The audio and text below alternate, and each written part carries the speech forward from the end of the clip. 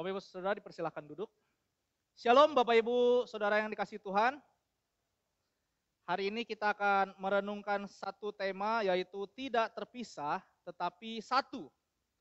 Mari kita membuka firman Tuhan sebagai dasar perenungan kita pada pagi hari ini dari Efesus 2 ayat 11 sampai ayat ke-22. Efesus 2 ayat 11 sampai ayat ke-22. Saya akan membacakan bagi kita Efesus 2 ayat 11 sampai 22. Karena itu ingatlah bahwa dahulu kamu sebagai orang-orang bukan Yahudi menurut daging, yang disebut orang-orang tak bersunat oleh mereka yang menamakan dirinya sunat, yaitu sunat lahiriah yang dikerjakan oleh tangan manusia. Bahwa waktu itu kamu tanpa Kristus tidak termasuk kewargaan Israel dan tidak mendapat bagian dalam ketentuan-ketentuan yang dijanjikan, tanpa pengharapan dan tanpa Allah di dalam dunia. Tetapi sekarang di dalam Kristus Yesus, kamu yang dahulu jauh sudah menjadi dekat oleh darah Kristus.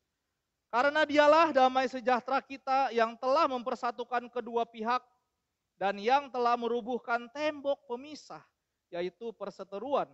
Sebab dengan matinya sebagai manusia, ia telah membatalkan hukum Taurat dengan segala perintah dan ketentuannya, untuk menciptakan keduanya menjadi satu manusia baru di dalam dirinya, dan dengan itu mengadakan damai sejahtera. Dan untuk memperdamaikan keduanya di dalam satu tubuh dengan Allah oleh salib, dengan melenyapkan perseteruan pada salib itu. Ia datang dan memberitakan damai sejahtera kepada kamu yang jauh dan damai sejahtera kepada mereka yang dekat. Karena oleh Dia kita kedua pihak dalam satu roh beroleh jalan masuk kepada Bapa. Demikianlah kamu bukan lagi orang asing dan pendatang, melainkan kawan sewarga dari orang-orang kudus dan anggota-anggota keluarga Allah, yang dibangun di atas dasar para rasul dan para nabi, dengan Yesus Kristus sebagai batu penjuru. Di dalam Dia tumbuh seluruh bangunan rapi tersusun menjadi bait Allah yang kudus di dalam Tuhan. Ayat 22, di dalam Dia kamu juga turut dibangunkan menjadi tempat kediaman Allah di dalam roh. Sampai demikian pembacaan firman Tuhan. Bapak Ibu Saudara yang dikasihi Tuhan, satu ketika ada seorang papa yang menasihatkan anaknya, gitu ya. Ada seorang ayah yang menasihatkan anaknya laki-laki. Katakanlah si Doni, gitu ya. Waktu Doni mulai beranjak dewasa dan ingin mencari pasangan hidup, papanya mulai menasehatkannya. Papanya bilang kepada si Doni, "Nak, nanti kamu harus cari pasangan yang satu suku dengan kita. Katakanlah suku A gitu ya. Karena kita ini suku A. Jadi jangan dengan suku B atau apalagi dengan suku C. Karena suku B itu nggak bagus. Suku B itu orangnya suka kawin cerai, memandang rendah pernikahan. Apalagi suku C. Suku C itu orangnya suka tipu. Kamu nanti bisa-bisa sering ditipu kalau kamu memilih pasangan hidup dengan suku C. Bapak Ibu Saudara, beberapa bulan kemudian Doni sedang duduk di ruang tamu. Kemudian papanya ini datang marah-marah. Kurang ajar, papa ditipu sama teman papa katanya. Kemudian Doni bertanya, teman papa yang mana? Teman papa yang beberapa waktu terakhir ini sering main ke rumah. Kemudian papanya bilang, iya itu, si Om Dino katanya. Dasar penipu kata dia gitu. Pantesan aja dia sering ditinggal oleh istri-istrinya. Jadi Om Dino ini sudah menikah beberapa kali, ditinggal oleh istri-istrinya. Kemudian Doni dengan tenang berkata kepada papanya, "Pak, ngomong-ngomong, bukannya Om Dino itu suku A, satu suku dengan kita?" Papanya bilang, "Iya tuh, memang malu-maluin." Lalu Doni berkata, "Nah berarti apa yang papa sampaikan sama saya beberapa waktu lalu tidak bisa disamaratakan dong, Pak. Dia satu suku dengan kita, tapi dia menipu papa. Dan juga kehidupan pernikahannya berantakan." Lalu Doni mengingatkan papanya juga pada waktu dulu. Doni bilang gini, "Dulu waktu papa sempat hampir bangkrut, Bukankah Om B dan Om C yang bantuin papa? Bukankah dia adalah dari suku B dan suku C yang bantuin papa sampai papa bisa bangkit lagi dalam usaha papa? Dan mereka tidak meminta imbalan atau balasan dari papa. Bapak Ibu Saudara mendengar itu, papanya sangat tertegur sekali mengenai stereotip yang melekat padanya, menganggap sukunya lebih baik dan lebih superior daripada yang lain. Bapak Ibu Saudara yang dikasihi Tuhan, sesungguhnya ada banyak orang Kristen hari ini yang masih memiliki pikiran demikian, Bapak Ibu Saudara. Banyak orang Kristen hari ini masih memiliki pikiran yang demikian. Mereka menganggap bahwa suku mereka, golongan mereka yang terbaik dan kemudian memandang rendah suku dan golongan yang lain. Ini jugalah yang dilakukan oleh orang-orang Kristen di Efesus pada saat itu, Bapak Ibu Saudara. Hal ini terjadi antara orang Yahudi dan juga dengan orang non-Yahudi. Meskipun mereka sudah sama-sama sebagai orang percaya, mereka masih punya pandangan yang salah tentang etnis lain atau dengan golongan lain. Bapak Ibu Saudara, oleh sebab itu Paulus dalam bagian ini menegur mereka. Paulus dalam bagian ini yang tadi kita sudah baca, menegur mereka dengan sikap mereka. Masing-masing pihak merasa diri lebih baik dari pihak yang lain. Masing-masing pihak merasa diri lebih superior daripada yang lain. Baik orang Yahudi maupun orang non-Yahudi. Orang-orang Yahudi memandang orang non-Yahudi sebagai orang-orang yang pantas diciptakan untuk perapian neraka. Orang-orang Yahudi menganggap orang-orang non-Yahudi sebagai orang-orang yang pantas untuk perapian neraka.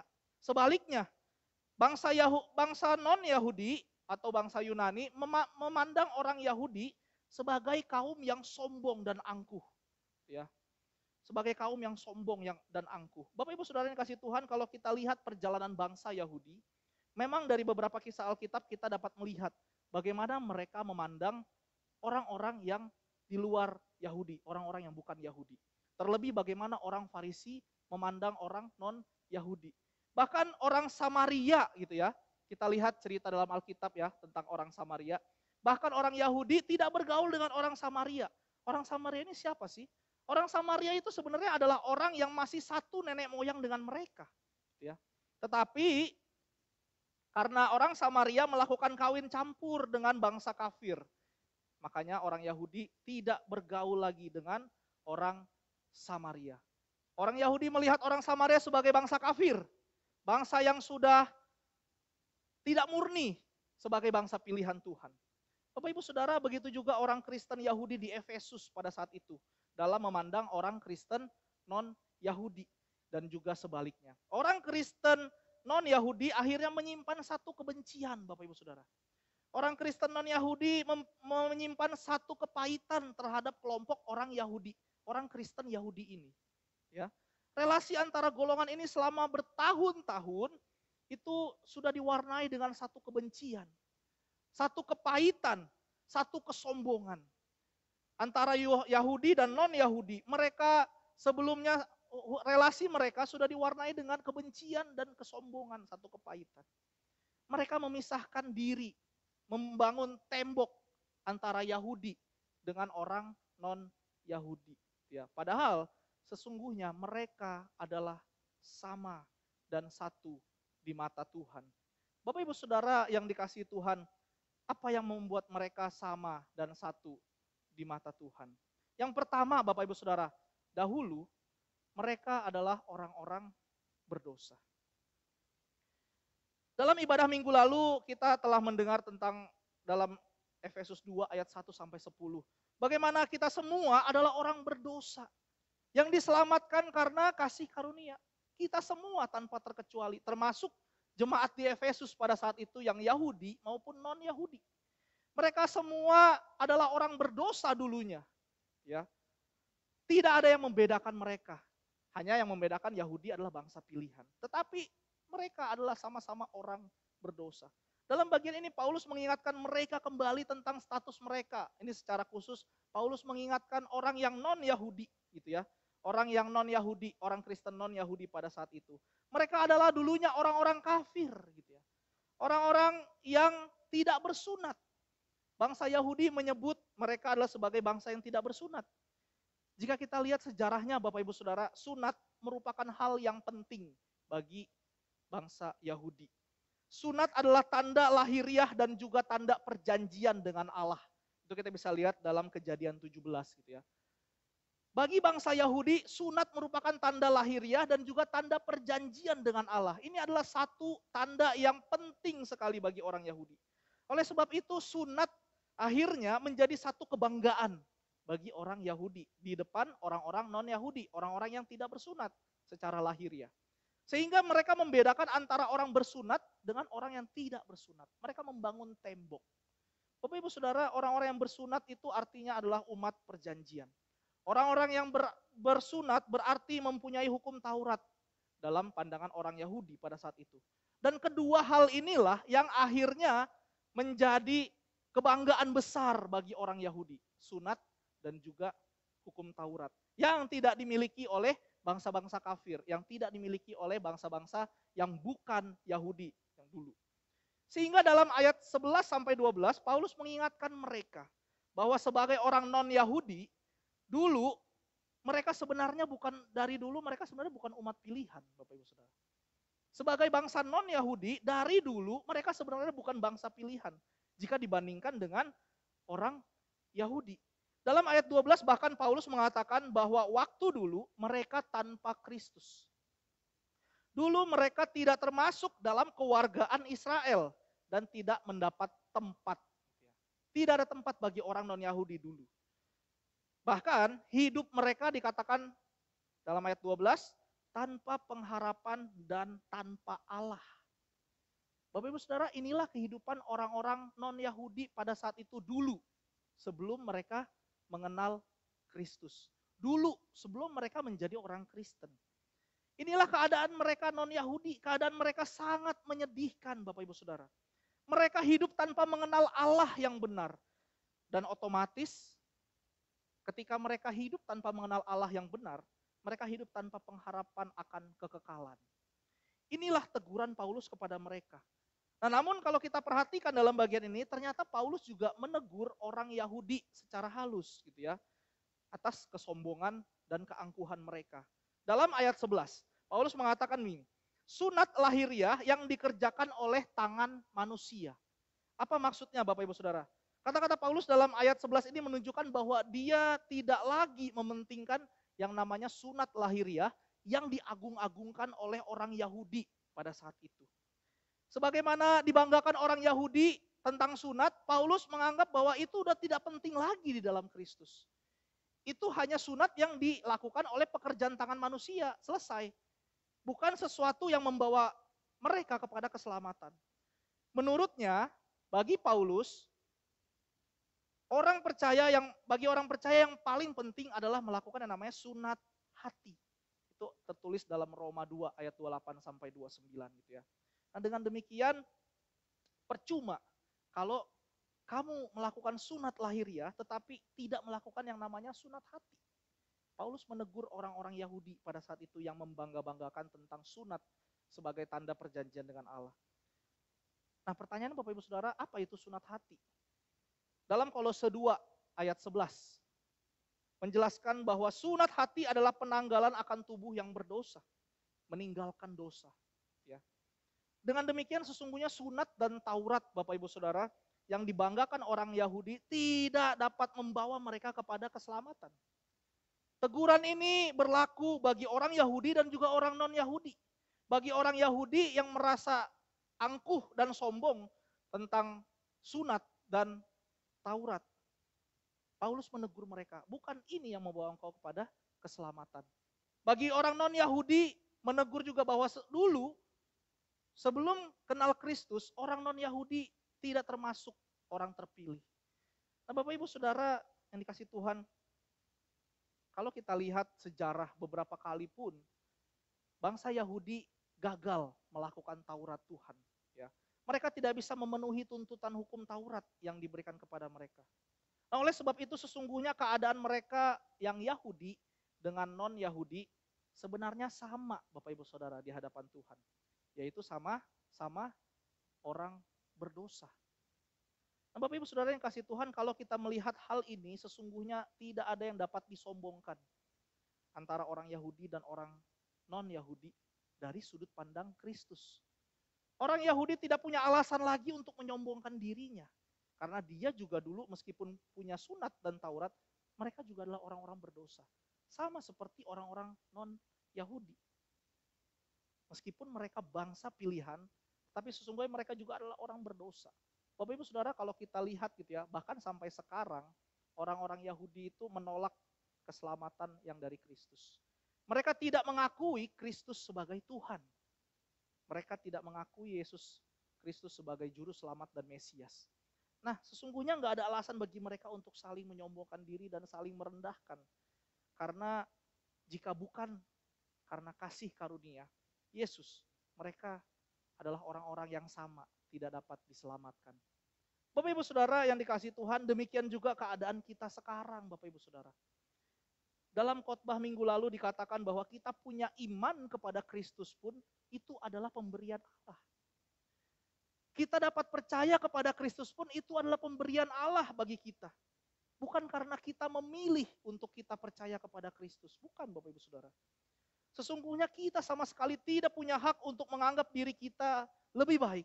Kita tidak punya hak menganggap suku kita lebih baik. Kita tidak punya hak menganggap golongan kita lebih baik. Sama seperti pada pendahuluan tadi Bapak Ibu Saudara, pikiran seperti ayah tersebut adalah pikiran yang belum ditebus oleh Kristus. Dia masih mengkotak-kotakan orang, etnis, golongan, suku tertentu. Atau mungkin Bapak Ibu Saudara bahkan kita menganggap kita lebih layak menerima keselamatan. Seperti orang Yahudi dengan orang non-Yahudi. Orang Yahudi menganggap aku dong lebih layak karena aku adalah bangsa pilihan dari dulu. Ya. Atau kita menganggap kita lebih layak menerima keselamatan dalam Kristus dibanding dengan suku lain atau golongan lain. Kita nggak punya hak merendahkan orang yang berbeda dengan kita, Bapak Ibu Saudara. Mungkin berbeda warna kulit, berbeda budaya, atau berbeda etnis dengan kita. Ingatlah bahwa kita statusnya adalah sama. Ketika kita sebelum mengenal Tuhan, status kita sama Bapak Ibu Saudara. Semua kita adalah orang-orang berdosa. Kita adalah orang-orang yang pantas dimurkai Allah. Status kita sama sebelum kita mengenal Kristus. Bapak Ibu Saudara, ada sebuah kisah, ini kisah nyata gitu ya. Seorang gembala sharing sama saya. Dia melayani di sebuah gereja di daerah Jawa gitu ya. Kemudian dia menjadi gembala. Dia melayani gereja yang kurang lebih mirip-mirip dengan gereja kita di tempat ini. Ruang ibadahnya juga mungkin mirip-mirip gitu ya. Bangkunya yang digunakan juga mirip, bangku kayu yang panjang.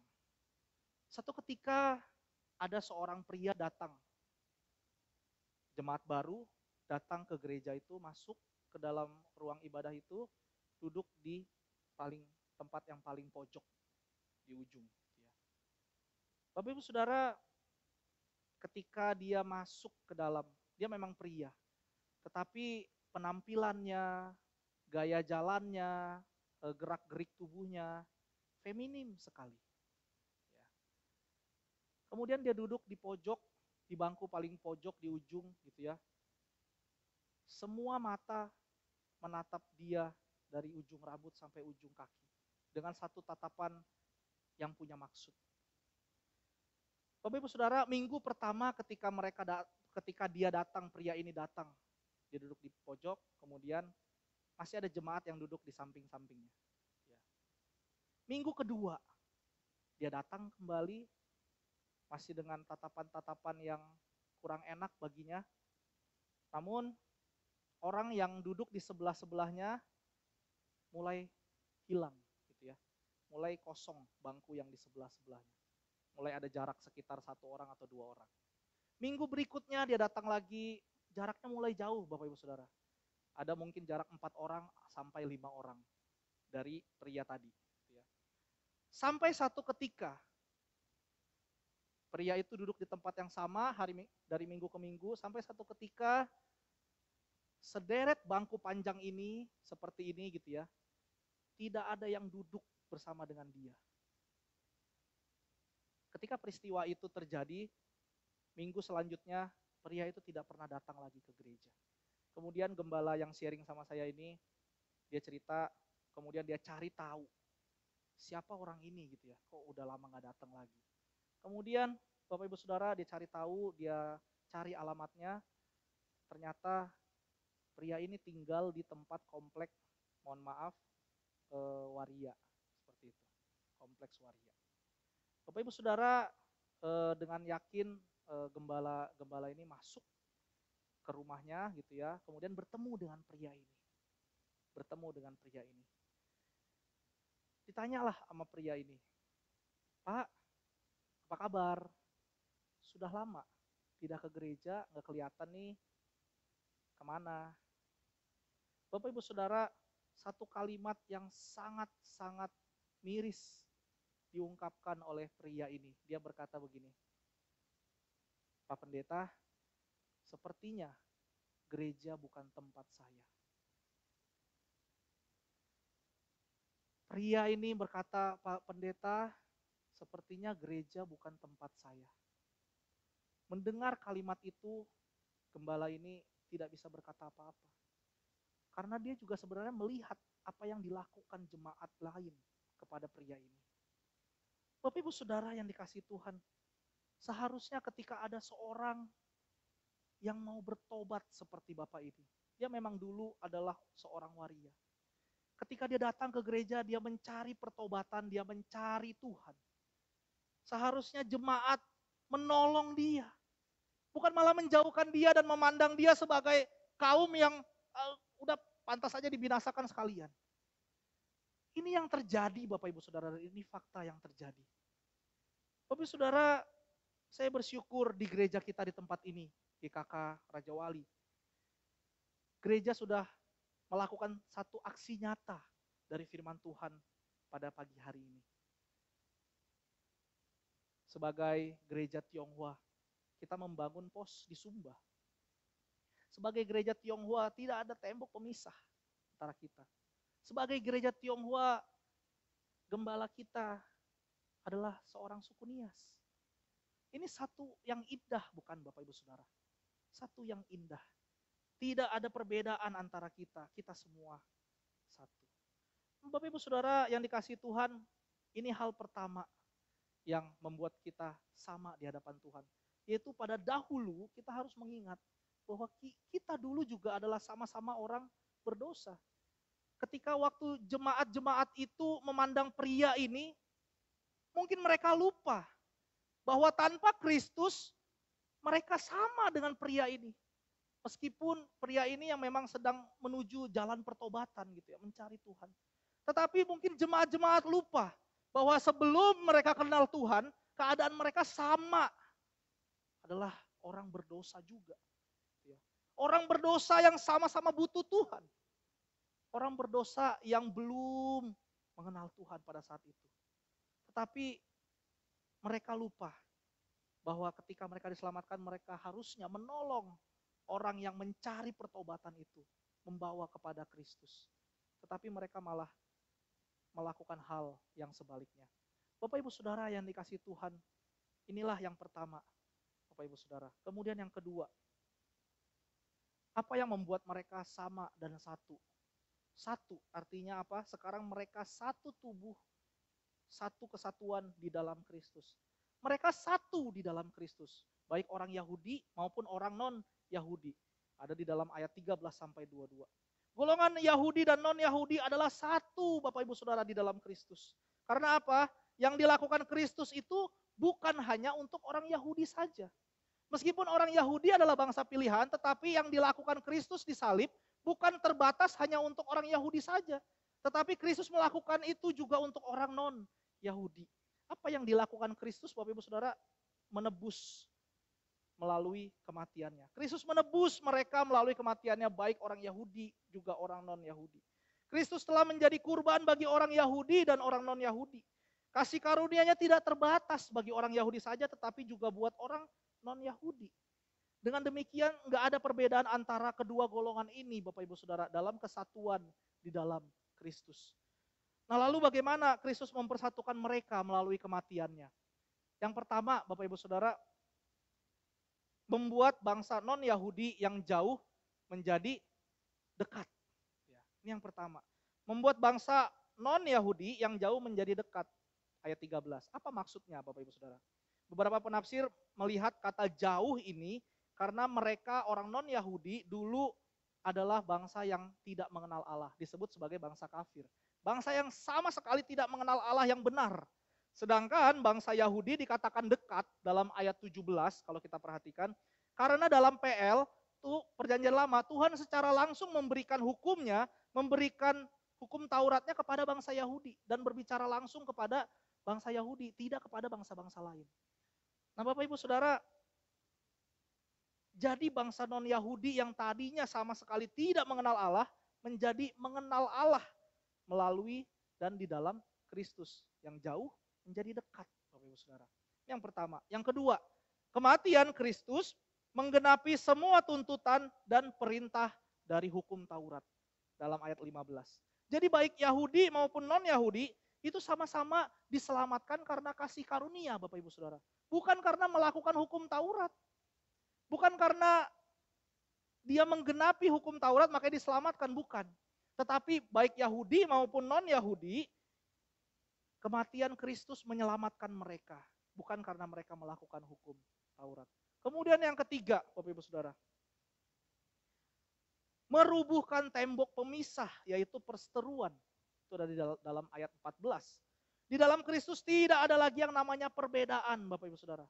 Yahudi dan non-Yahudi, karena status mereka sama. Ketika di dalam Kristus, status mereka sama. Sama-sama orang yang diselamatkan. Yang keempat, Bapak Ibu Saudara, mereka diciptakan menjadi satu manusia baru. Ayat 15. Baik Yahudi dan non-Yahudi, ya, di dalam Kristus mereka adalah ciptaan baru.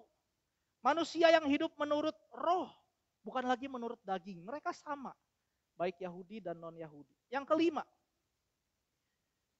memperdamaikan Yahudi dan non-Yahudi dengan Allah.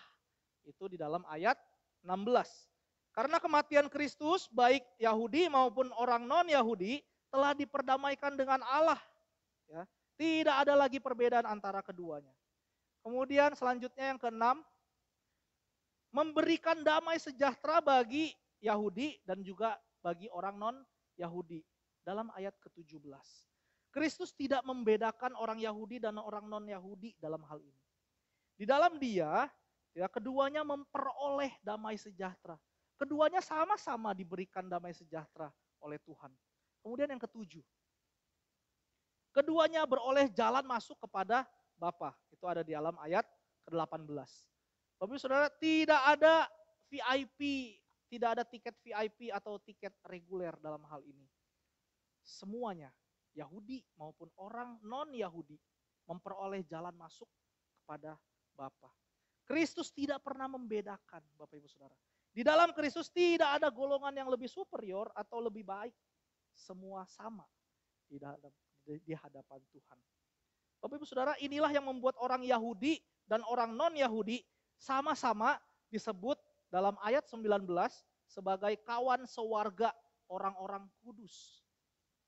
Orang Yahudi dan orang non-Yahudi di dalam Kristus, mereka sama-sama disebut sebagai kawan sewarga orang-orang kudus. Dan juga mereka sama-sama disebut sebagai anggota-anggota keluarga Allah. Bapak Ibu Saudara yang dikasihi Tuhan, demikian juga kita saat ini sebagai satu tubuh di dalam Kristus. Tidak ada lagi tembok pemisah di antara kita. Baik dari perbedaan suku, perbedaan golongan, bahkan perbedaan status sosial dan ekonomi. Baik mungkin bagi kita yang sebagai suku Chinese, suku Jawa, suku Batak, suku Nias, suku Bali, suku Manado, suku Kalimantan dan lain sebagainya. Kita adalah satu di dalam Tuhan. Kita adalah satu di dalam Kristus. Kristus tidak lagi memisah-misahkan kita, tetapi Dia mempersatukan kita sebagai satu anggota keluarga Allah. Baik golongan diaken, jemaat, atau mungkin penata layan, kita semua adalah satu di dalam Kristus. Baik kita sebagai mungkin di tempat pekerjaan, kita sebagai pimpinan perusahaan, kita sebagai wirausaha, kita sebagai asisten rumah tangga mungkin, kita sebagai karyawan toko, Kita sebagai ibu rumah tangga, kita sebagai guru dan lain sebagainya. Di dalam Kristus, kita adalah satu. Kita adalah satu. Satu keluarga, anggota keluarga Allah. Baik kita mungkin yang punya penghasilan per bulan puluhan juta, bahkan ratusan juta setiap bulan. Dengan kita yang mempunyai penghasilan cukup setiap bulan. Kita adalah satu.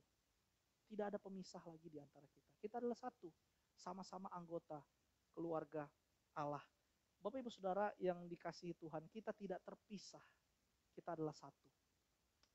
Kalau saya tanya kepada Bapak Ibu Saudara, misalnya saat ini, pagi ini juga, ada seorang yang datang, jemaat baru, kepada kita. Bagaimana kita memandang dia? Mungkin dia datang dengan pakaian yang lusuh. Mungkin dia datang dengan bau yang sedikit tidak sedap. Duduk dekat dengan kursi Bapak Ibu Saudara. Apa yang kita lakukan untuk dia?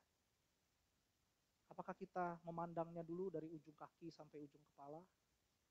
Dengan tatapan penuh arti? Atau kita dengan gembira, dengan senang menyambutnya?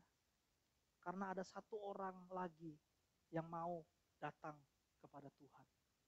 Bapak Ibu yang dikasihi Tuhan, penyambutan jemaat sesungguhnya bukan hanya tugas dari para asyir. Penyambutan jemaat yang baru adalah tugas bagi kita semua. Sebagai satu anggota keluarga Allah.